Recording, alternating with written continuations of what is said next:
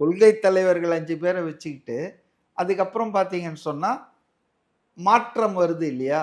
வாகை சூடும் வரலாறு திரும்புகிறதுன்ற ஒரு டாபிக்ல ஒரு பஸ்லயே போட்டார். இந்த பக்கம் அண்ணா, இந்த சைடு வந்து எம்ஜிஆர், நடுவுல இவரை போட்டா 67, 77, 2026 அதான் ஆட்சி மாற்றங்கள் நிகழ்ந்த ஒரு ஆண்டை அந்த ரிப்பீட் ஆக போகுதுன்றதுக்கு சொன்னாங்க. ஸோ அதை வந்து அதிமுகவினர் சில பேர் வந்து கிரிட்டிசைஸ் பண்ணியிருக்காங்க பொதுவெளியில். அதாவது இவர் வந்து எம்ஜிஆரை வந்து கபலீகரம் பண்ணுறாரு ஓட்டு அரசியலுக்காகன்னு. இப்போ அண்ணாதுரையை வந்து இன்னைக்கு எத்தனை பேர் இது பண்ணுறாங்களா, பெரியாரை எடுத்துக்கிறாங்களா?